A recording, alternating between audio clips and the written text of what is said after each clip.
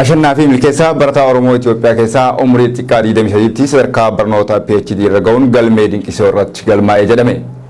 Barataa fi hojjetaa Yuunivarsiitii Saayinsii fi Teknooloojii Adaamaa kan ta'e dargaggoo Ashannaa fi milkeessaa barataa umrii xiqqaa 23tti dhiyeenya digirii sadaffaa harka isaatti galfatu ta'uun ibsame. Ashannaa fi milkeessaa godina Shawaa Bahaa Aanaa Booraa magaalaa Bootee jedhamtu keessatti dhalatee guddate. Daa'ima waggaa 6 ta'ee barnoota eegalus yaadni isaa ganamaa kubbaa miilaa taphachuu akka turee fi haalli sochii daldala naannoo dhaloota isaas akka ofiitti isa harkisaa ture dubbata. Kutaa 1 hanga 10ffaa mana barumsaa Booraatti, kutaa 11 hanga 12ffaa immoo magaalaa Bishooftutti erga xumuree booda qabxii 400 ol argachuun Yuunivarsiitii Dabra Taaboor kan naannoo Amaaraa keessa jirutti ramadame. Ashannaafiin bakka ho'aa Rift Vaalii keessatti dhalachuu isaatiin qorri Dabra Taaboor qorumsa guddaa akka itti ta'etu hima. Barataan qaxaleen kun waggaa jalqabaa Yuunivarsiitii Dabra Taabooritti dabarsetti koorsii barnootaa 14 hordofaa ture keessaa 3A+ tokko ammoo A Neutral fiduun xumure. Garuu haalli qilleensa Yuunivarsiitii Dabra Taaboor akkaan isa rakkisuu kan himu barataan kun yeroo barnoota isaa waggaa 2ffaa hordofuu qabutti barnoota isaa adda kutuuf dirqamuu dubbata. Booda irra karaa eessuma isaan hiree barnoota isaa Yuunivarsiitii Jimmaatti hordofuu argateen barnoota isaa irra caalaa A+ argachuun qabxii olaanaa 3.93 fiduun Yuunivarsiitii irraa eebbifame. Bara sanaa carraan barattoota qabxii olaanaa galmeessan Yuunivarsiitonni hambifachuu ugguramuu kan himu barataan kun ergaa Yuunivarsiitii irraa ba'es mana barumsaa Vision Akaadaamii jedhamu barsiisuuf ragaa barnootaa isaa galfatee sababa muuxannoo hojii hin qabdu jedhameef carraan akka dhowwatame dubbata. Booda irra kallattimaan gara Yuunivarsiitii Saayinsii fi Teknooloojii Adaamaatti imaluun barnoota isaa digirii 2ffaa itti fufuu kan himu barataan kun sababa qabxii olaanaa galmeessaa tureef simisteera 2ffaa Yuunivarsiitichi kafaltii malee bilisaan akka baratu carraa laateef. Akkasuma barnoota isaa digirii 2ffaa qabxii dinqisiisaa barnoota hunda A+ fiduun badhaasota hedduu hammaarrachuun xumure. Akkuma barnoota isaa digirii 2ffaa xumureen Yuunivarsiitii Saayinsii fi Teknooloojii Adaamaa hojjetaa isaa dhaabbii gochuun kan fudhate yoo ta'u hanga ammaa waraqaawwan qorannoo adda addaa 6 ol milkiin golbuuf carroomeeti jira. Ashannaafiin jireenya qorumsaan guutame hedduu dandamatee barnoota osoo addaan hin kutin sadarkaa kanarra ga'uu hima. Barataan qaroon kun Itoophiyaa keessaa barataa umrii xiqqaa digirii sadaffaa sadarkaa dooktaraa irra ga'es ta'ee galmaa'eeti jira. Ashannaafiin akka Itoophiyaa qofa osoo hin taane sakatta'iinsa gareen wantoota dinqisiisoo Afrikaa taasiseen akka Afrikaattuu dubartii biyya Moozaambiik tan Yuunivarsiitii Afrikaa Kibbaatti baratu qofatu waggaa 22 isa dursee PhD eegale jedhama. Akka dhiirotaatti ammoo barataan Oromoo qaxaleen kun Afrikaa irraa nama jalqabaa umrii xiqqaan digirii 3 walitti qabateedha jedhame. Ashannaafi milkeessaa barnoota ijoollummaa isaatti barachuuf hawwuu Applied Biology barachuun kan himu carraa kanaanis COVID-19 dabalatee qorannoowwan dhibee haaraa namaa fi beelladoota irratti gaggeessan Yuunivarsiitii fi dhaabbilee adda addaa irraa badhaasotaa fi beekamtii argateeti jira.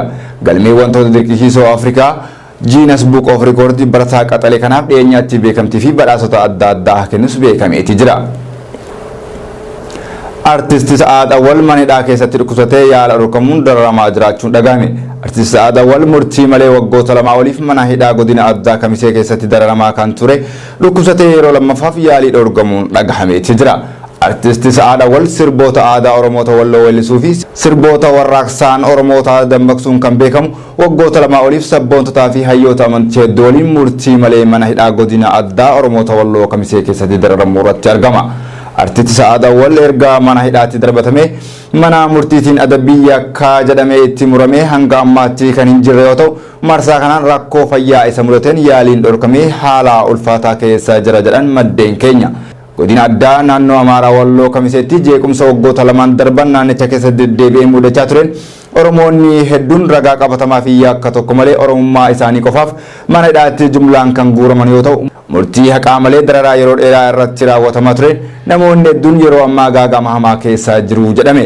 Artisti Sa'aad Awwal dabalatee sabboontonnii fi abbootiin amantaa hedduu akka tokko malee manneen hidhaa godinichaa keessatti yaala dhorkamanii dararamaa waan jiraniif ariitiidhaan yaala akka argatanii fi haaluree tokko malee manneen hidhaarraa akka lakkifaman qaamota dhimmi ilaalu gaafana jedhan maddeen keenya naannicha irraa yaadanuuf qoodan. Akkasuma manni Oromoo biyya keessaa fi biyya alaa Artisti Sa'aad Awwalii fi sabboontonni yaalii dhabanii dararamaa jiran yaala akka argatan dhiibbaa barbaachisaa akka godhan gaafataniiti jiru.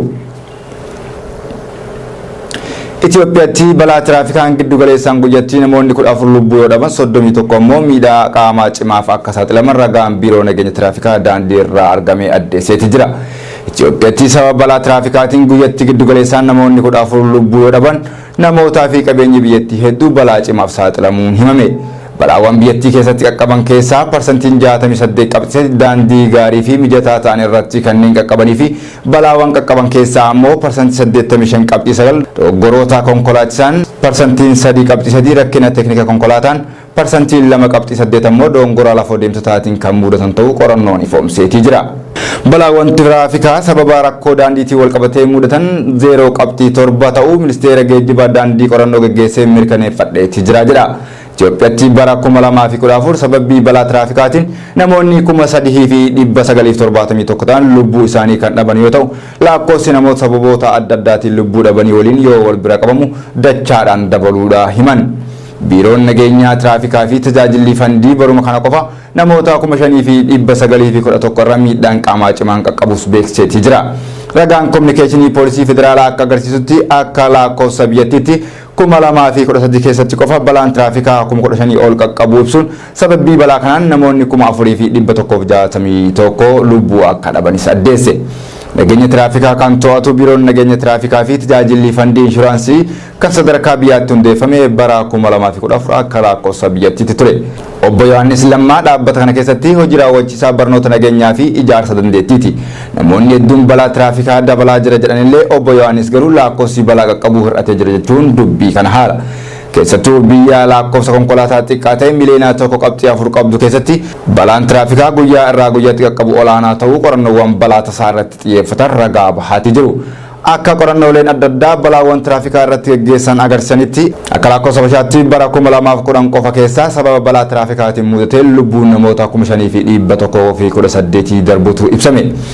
Shallaggii balaa tiraafikaa idil addunyaatiin wal bira qabame yoo ilaalamu lakkoofsi konkolaataawwan lubbuu namaa fi qabeenya irraa balaa qaqqabsiiseen dachaan dabaluu ragaan qorannoo balaa tiraafikaa irraa argame ifoomseetii jira. Rakkoowwan guyyaa irraa gara guyyaatti balaawwan tiraafikaa akka dabalu taasisan keessaa ga'umsi konkolaachistootaa fi rakkoowwan teeknikaa konkolaattotaa akka ijootti kaafameetii jira. Akka lakkoofsa Habashaatti bara 2014 qofa konkolaataawwan balaa tiraafikaa wal fakkaataa qabsiisan gara parsantii 29 qabxii 7tti ol guddachuu qorannoon kun addeesseetii jira. Biyya alaa fi xumuraatiin Xayyib Erdogaan filannoo Turkii marsaa lammaffaa dorgomaa tureen sagalee caalmaa hedduu argachuun pirezidaantii Turkii ta'ee itti fufuu isaa mirkaneeffateetii jira. Xayyib Erdogaan filannoo marsaa lammaffaa gaggeeffamee tureen morkattoota isaa sagalee caalmaa miliyoona 2.5 argachuun mo'atee pirezidaantii biyyattii waggoota itti aanee ta'uun isaa ifoomeetii jira. Xayyib Erdogaan waggoota 20 darbanii marsaalee filannoo 4 olii mo'uun biyyattii hoogganaa kan ture yoo ta'u filannoo marsaa kanaa irra deebiidhaan gaggeeffameen sagalee caalmaa parsantii 4 argachuun hoogganaa biyyattii ta'ee itti fufuu isaa mirkaneeffateetii jira. Xayyib Erdogaaniin paartileen mormituu biyyattii ja'a gaaddisa tokko jalatti walitti makamuun morkachuun qormaata guddaa isaaf ta'a jedhamee eeggamaa tureetii jira.